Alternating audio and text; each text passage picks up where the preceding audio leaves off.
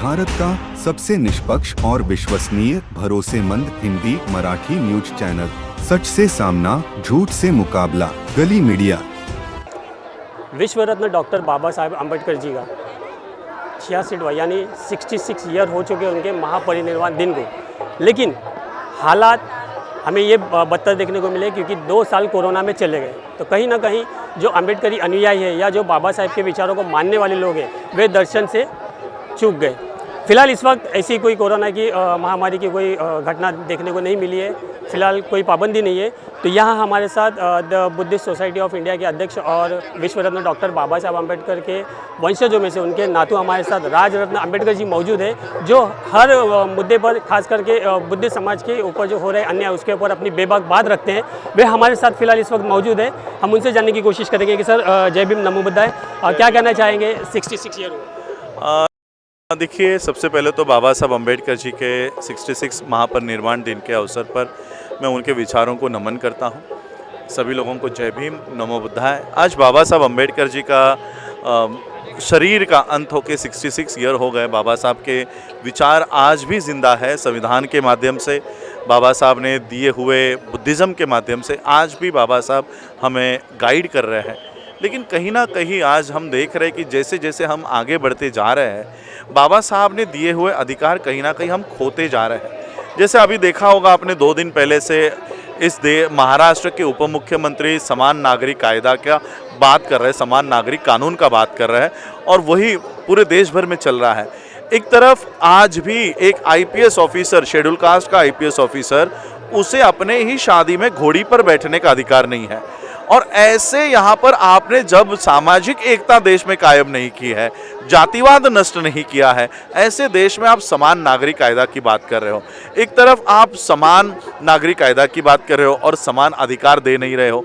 तो ये कहीं ना कहीं हम बाबा साहब अम्बेडकर जी ने दिए हुए अधिकार कहीं ना कहीं खोते जा रहे हैं। बाबा साहब ने दिया हुआ रिजर्वेशन जो इस देश में जाति के आधार पर दिया गया है कि इनके ऊपर सोशल डिस्क्रिमिनेशन हो रहा था, इसलिए वो रिजर्वेशन था। रिजर्वेशन का मतलब ये है। लेकिन अभी सुप्रीम कोर्ट ने इसमें आर्थिक आधार पर रिजर्वेशन दे दिया है।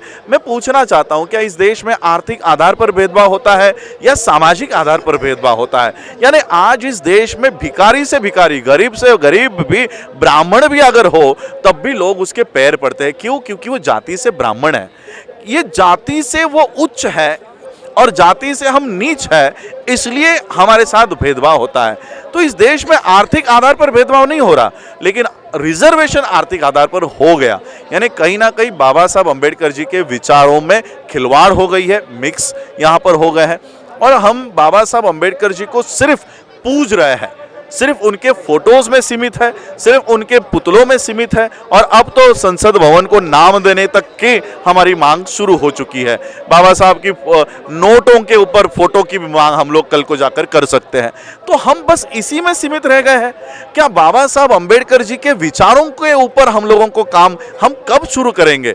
आज 66 साल हो गए हैं बाबा साहब को हमसे शरीर के रूप से जाकर, फिर भी हमने इन सालों में हमने सोशल इक्वलिटी की लड़ाई नहीं लड़ी, इकोनॉमिकल इक्वलिटी की लड़ाई नहीं लड़ी, इकोनॉमिकल जस्टिस की लड़ाई नहीं लड़ी। हम सिर्फ पॉलिटिकल जस्टिस की बात कर रहे हैं। मेरे सामने एक पॉलिटिकल स्टेज लगा हुआ है और वो बंदा राज्यसभा में है, संविधान जलाया जाता है, आपका एट्रोसिटी एक्ट में बदलाव होता है, आपका रिजर्वेशन इन प्रमोशन हट जाता है, आज आर्थिक आधार पर रिजर्वेशन हुआ है। ये आदमी मुंह तक नहीं खोलता। क्या ऐसे पॉलिटिशियन बाबा साहब अम्बेडकर चाहते थे कि ऐसे लोग राज्यसभा में जाना चाहिए, ऐसे लोग संसद में जाने चाहिए? हम ऐसे लोगों के लिए लड़ रहे हैं, मर रहे हैं, इनको राजनीति में चमकाने के लिए, इनको संसद में भेजने के लिए। क्या हम सही में बाबा साहब अम्बेडकर जी के विचारों पर चल रहे हैं? ये हमारे सामने बहुत बड़ा क्वेश्चन मार्क है। अपने आप को हमको पूछना है कि हम सही में बाबा साहब के फॉलोअर हैं? हम आज तक बुद्धिज्म की ओर नहीं गए। बाबा साहब अम्बेडकर जी ने अपने अंतिम समय में कहा कि जितना भी आयु मेरे पास बचा है, ये सारा आयु मैं बुद्ध धर्म के प्रचार में लगाने वाला हूं। आज वही समाज बुद्धिज्म का नाम लेने को तैयार नहीं है, अपने आप को बौद्ध लिखाने के लिए तैयार नहीं है। क्यों? बौद्ध लिखा है तो मेरा महार का आरक्षण चला जाएगा। इतने इतने छोटे छोटे लाभों के लिए हमने बाबा साहब के मिशन को खत्म कर दिया है। तो ये आज का दिन ना हमारे ऊपर इंट्रोस्पेक्ट करने का, अपने गिरेबान में झांकने का दिन है। क्या हमने वाकई में बाबा साहब के विचारों पर भारत निर्माण किया है? ये अपने आप पर अपने गिरेबान में झांकने का दिन है, मुझे ऐसा लगता है। सर जैसे कि हम सभी जानते हैं कि 1956 को बाबा साहब ने कहा था कि मैं पूरे भारत को बौद्धमय करूंगा। तो खैर उनकी ये इच्छा, जैसे 6 दिसंबर को उनका महापरिनिर्वाण दिन हो गया, लेकिन क्या हमें अभी फ़िलहाल मौजूदा हालात में उस वक्त से लेकर के अब तक के क्या धार्मिक विषमता या राजनीतिक विषमता दिखती है कि बाबा साहेब अम्बेडकर के नाम को लेकर के? क्योंकि कहीं ना कहीं घृणा दिखाई देती है। जैसे अभी 22 प्रतिज्ञा दिल्ली का उदाहरण है, आप स्वयं वहाँ मौजूद थे, कि जिस तरीके से उसका तिरस्कार किया जा रहा है, क्योंकि मनुवादी जो विचारधारा के लोग हैं वो लोग इसको मानते, अभी भी नहीं मानते। तो क्या कहेंगे इस पर? देखिए, धार्मिक तिरस्कार तो इस देश में अभी भी है। यानी इस देश में हिंदुओं के अलावा अगर मुसलमान भी है, क्रिश्चियन भी है, लिंगायत है, रविदासिया है, ये अलग अलग कल्चर के लोग हैं। तो इस देश के सिस्टम को, उन कल्चर को रिस्पेक्ट करना चाहिए, यही संविधान है। सेक्युलरिज्म का मतलब क्या है? सेक्युलरिज्म का मतलब है कि इस देश का कोई अपना धर्म नहीं होगा, वो सारे धर्मों का रिस्पेक्ट करेगा। इस देश का मुख्य प्रधानमंत्री जो सेक्युलरिज्म के रक्षा के लिए हमने भेजा है, वो सिर्फ एक ही धर्म का प्रचार कर रहा है। तो वो मुसलमानों के मस्जिदों में क्यों नहीं जाता? वो बौद्धों के बौद्ध विहारों में क्यों नहीं जा रहा? वो गुरु नानक के गुरुद्वाराओं में क्यों नहीं जा रहा? तो क्या, और मैं तो कहता हूं उसे इन मंदिरों में, मस्जिदों में और बुद्ध विहारों में जाने की जरूरत नहीं है। सरकार का अपना कोई धर्म नहीं होता, सरकार का कोई धर्म नहीं है, और सरकार किसी धर्म को किसी और के ऊपर, देश के ऊपर थोपने का काम नहीं कर सकती। लेकिन सिर्फ और सिर्फ इस देश को हिंदू राष्ट्र बनाने के लिए बाकी धर्मों के ऊपर ये उसको तुच्छ लेखने का काम कर रहा है। 22 प्रतिज्ञा जो बाबा साहब ने दी है, इस 22 प्रतिज्ञा को लेकर जिस तरह से मीडिया ने नफरत फैलाने का काम बौद्धों के प्रति किया है, यह घृणास्पद है, निंदास्पद है। हम कह रहे हैं कि हम ब्रह्मा विष्णु महेश को नहीं मानेंगे। हमारे बुद्धिज्म में हम हिंदू कल्चर से बाहर आ रहे हैं, तो हिंदू कल्चर छोड़कर ही हम बुद्धिस्ट हो सकते हैं। तो हम हिंदू कल्चर में ब्रह्मा विष्णु महेश और बाकी के भगवान हैं, ये छोड़कर ही हम आ रहे हैं ना बुद्धिज्म में। तो इसमें आपका अपमान होना या किसी भगवान को गाली देने का मुद्दा कहां आता है? उनको बल्कि हमारा स्वागत करना चाहिए कि आज वो बुद्धिज्म की ओर जा रहे हैं, अपने कल्चर में जा रहे हैं। बाकी के धर्मों को हमारा रिस्पेक्ट करना चाहिए।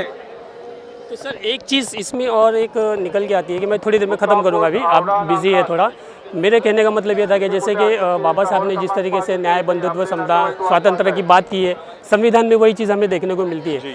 क्या ये महफूज है क्या? क्योंकि एक बुद्धिस्ट, क्योंकि लोग अपने आप को दलित कहलाना चाहते हैं, लेकिन बाबा साहब ने जो दीक्षा ली है वो बुद्धिस्ट धर्म के लिए, लेकिन अभी भी लोग उस मानसिकता से निकले नहीं है, या फिर ऐसा कोई प्लेटफॉर्म अभी तक बना नहीं है कि जो लोगों को समझाए, सही उनको दिशा या उनकी दशा बदली जाए। क्या कहना चाहेंगे? देखिए, मैं तो इसमें खुद बाबा साहब का ही उदाहरण देना चाहूँगा कि बंधुता इस देश में कायम हुई है क्या नहीं हुई है।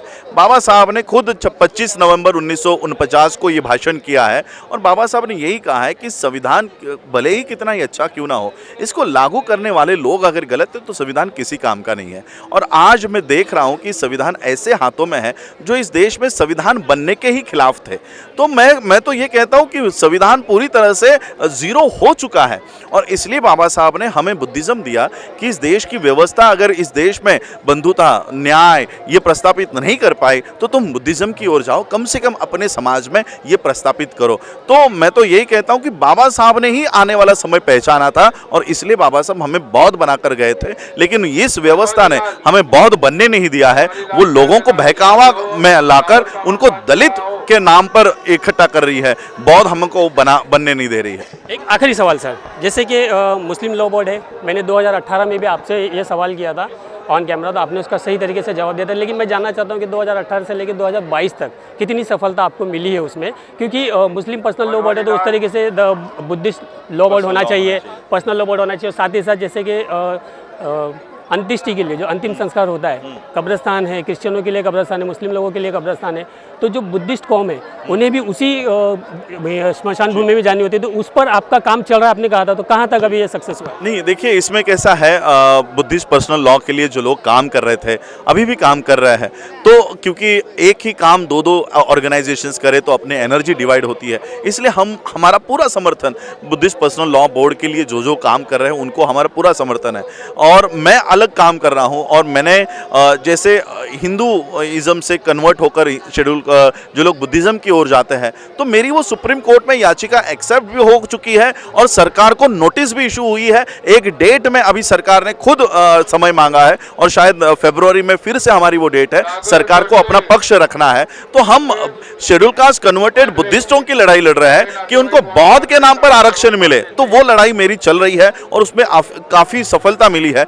बुद्धिस्ट पर्सनल लॉ की भी मूवमेंट हम लोग हाथ में लेंगे अगर ये जो organisations Buddhist personal law board को अगर ठीक से उसको इंप्लीमेंट नहीं कर पाई तो वो भी हम लेना चाहते हैं। लेकिन अब क्वेश्चन मार्क ये आ चुका है, हम मुस्लिम पर्सनल लॉ बोर्ड की बात कर रहे हैं, हम बुद्धिस्ट पर्सनल लॉ की, अब यहाँ पर कॉमन सिविल कोड की बात होने लग गई है, कॉमन सिविल कोड।